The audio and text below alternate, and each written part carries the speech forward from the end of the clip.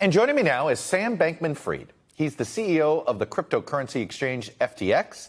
You may have seen their TV ads occasionally, and one of America's youngest billionaires. And recently, he's used that money to become one of the biggest donors in this year's midterm elections. Sam, nice to see you. Thanks for coming in. Of course. So let me start. You're the fourth, you may not know this, but you know it now. You're the fourth largest individual donor, essentially, to the midterms for this cycle. You are on a list that includes George Soros, Ken Griffin, Richard Uihlein, Peter Thiel, just below you. Why did you decide it was politics and not something more charitable to spend your money on? It's a good question. And, to be clear, we have also given, I think, upwards of $100 million this year to I'm not saying you're not charitable, but you've chosen to engage politically. Right, exactly. Yeah. And I think that what it really goes down to is two things. And the first is that policy really matters, right? I think COVID is one of the clearest examples of this, where we did not, as a country or as a world, frankly, have a coherent response to COVID. And we missed in both directions. Mm-hmm. It was careening wildly around, and we still haven't learned the lesson. Like, it's not like if a new pandemic came today that we would be ready to deal with it. That's kind of a travesty, because there probably will be another pandemic. And this has got to be a thing that government is involved in, that government is working proactively on. It's one example of an incredibly important thing that society has to do. And, this is something that DC is going to have to play a big role in one way or another. And I think that, doing what we can to support, good policy there is one of the higher leverage things. And then at the same point, and somewhat relatedly, I think just having a constructive atmosphere in DC is incredibly important. So first, though, if the pandemic was your number one issue, you could have easily gone the Gates route. Right? The Gates Foundation, and he decided that's the area, and he's been working on this for a decade. And it's been amazing, some of the things he's done. Why did you think the political space would be even open to this conversation? Well, it's a good question. And we have also been looking at whether there are, public health charities that we can be giving to help support work directly. And we have done some exploratory things there. We may ramp up, especially if there's sort of good results there. But yeah, why did it seem like this was another avenue that might be tractable? The first is, I'm really excited about what the Gates Foundation and what some other large, players have done to try and prepare. Some of what that means is trying to identify the opportunities that there are fewer people in, the opportunities and needs that the country has where there just aren't as many people on top of it right now. And so some of this is looking where other people haven't looked. Because that means that there are things that are underdone there. That's one piece of this. And I think the other piece of this is that when it comes to, pandemic response, both public and private have to be involved, right? And you can look at vaccine production has to have private companies involved in it, but you look at both the policy that, the federal and state governments are going to have, and a lot of the funding for this research is coming from government as well. You've spent your money a little bit differently in politics than others have. Didn't go well in Oregon. What did you learn, and how are you adapting? Because you strike me as somebody, you try something, you look at how it works. Okay, let me try this way. Yeah, it's a good question. And, part of this is, look, stuff happens. I do what I can do what I think is right and adapt. And, in Oregon, there's a candidate who I thought had a chance of being, one of the biggest advocates for pandemic prevention, in D.C. And that's really what's needed is there are people going around arguing against preventing for pandemics. What's needed is champions who will really push things forward. So I'm very excited about that. I think one of the things I learned is, look, there's really diminishing marginal returns here, right? There's no matter how much you spend in any one place, there's just a limit to how much impact it's going to have. There's a limit to how much support it can be. And I think that was the biggest takeaway from it was just, Do you think you spent too much money there in hindsight? Yeah, I think it's probably right. And when you say, so there's a point of saturation that you've learned? Yeah, that's right. What about your individual influence? You've seen what's happened to George Soros. Yep. He's been politically attacked. He gets it up. You could make the same case for the Adelson family, both Sheldon and Miriam, right? Yep. These are two people that have been dominant over the last decade. Yep. Are you prepared for that? So, in the end, I want to do what's right for the country and, not optimize for people saying nice things about me. If people say mean things about me, I can take it. But the other thing that I would say is I'm really aiming to do this in a bipartisan way. And I think that's something... You've given to some Republicans, but it's been very targeted. It's been targeted, and I think the reason for that is that I don't, at its core, view this as a Democrats versus Republicans thing where my core goal is boosting a party. I view this as having constructive people, whatever party they're part of, is incredibly valuable for DC. And it's something I've just seen on the ground where people who are willing to get together and try and do the important things for the country, they can compromise their party, and they're who save the day at the end. And so I'm happy to support, across the aisle in either direction. And as you said, it is super targeted because a lot of this is thinking hard about exactly who are the people who are just, really exemplary public servants. So there are going to be some people who watch this and say, Rich guy's got his own agenda here. He's not telling us. Why shouldn't folks be a little bit skeptical of your real motives here, Mitt, that this is really all about crypto? This is really all about your business, which is regulating what you do. Right. It's a good question. And frankly, everyone should always be skeptical of things like this, right? I'm not going to tell people that they should give anyone a free pass on it. And I think what I'd say is, look at the evidence, try and trace out what's happening.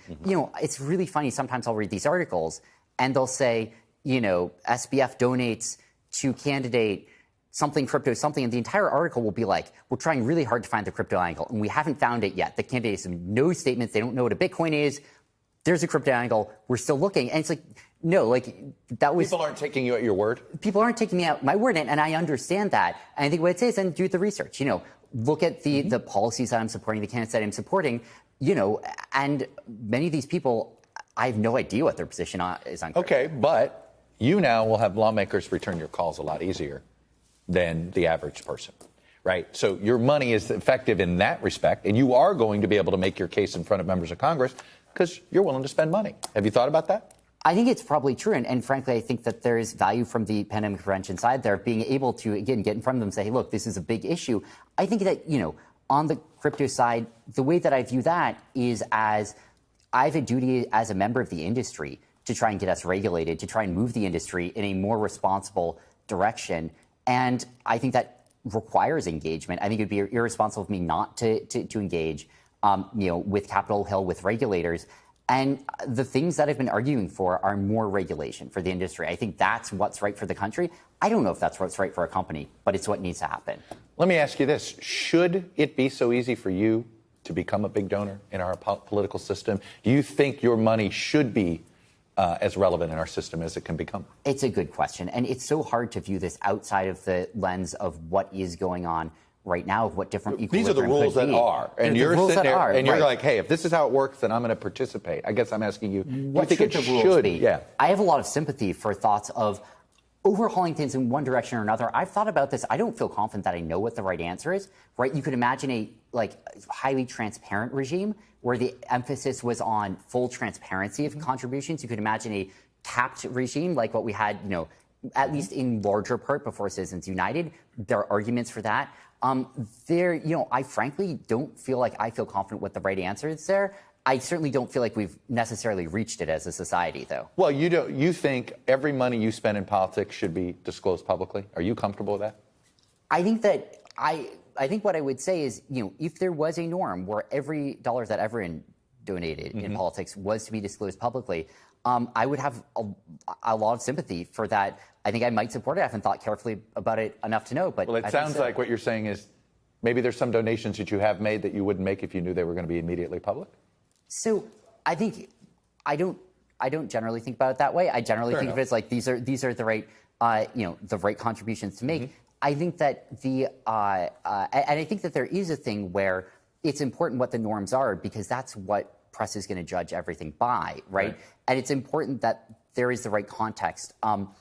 And I think that you would see fairly different treatment of things if everything was made transparent. I think that there would be advantages to that system. You made your money in some ways by finding a loophole, right? And in the exchange rates and how the exchange system, and you saw something was missing.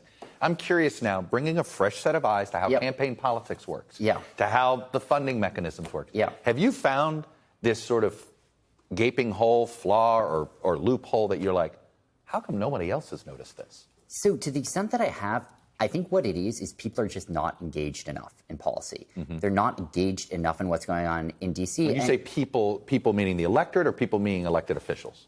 Oh, I mean the electorate. Okay. And I think that there's sort of this notion that I certainly ascribed to at one point that I think a lot of people do, that you can't actually have, your vote doesn't actually matter, that this is all sort of irrelevant.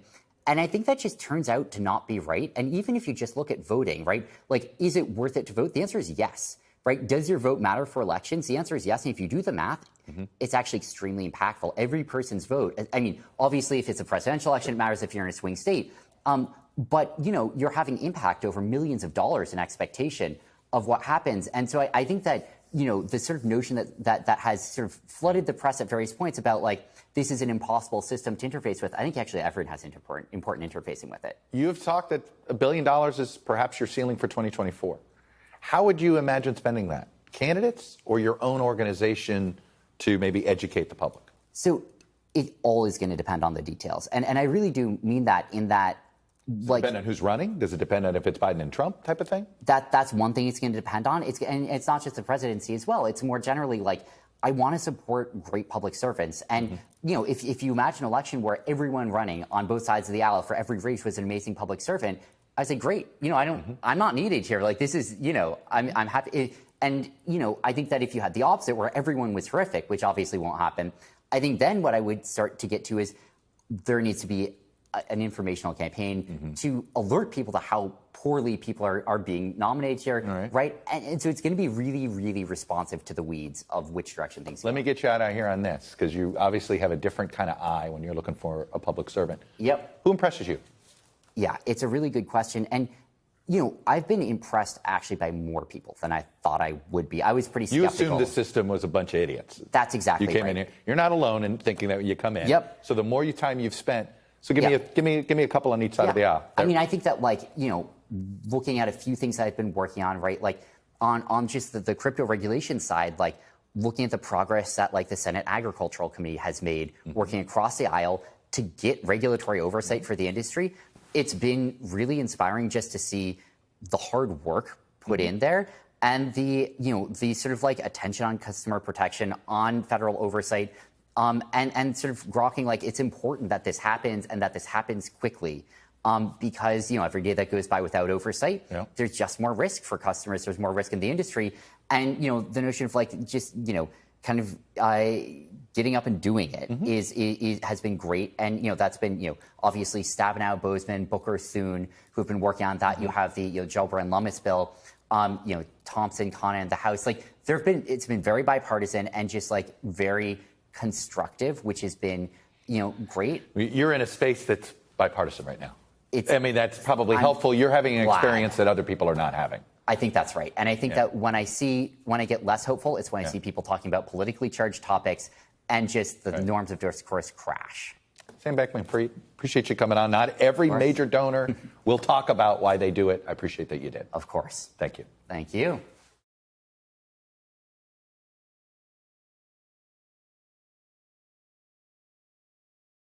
Thanks for watching our YouTube channel. Follow today's top stories and breaking news by downloading the NBC News app.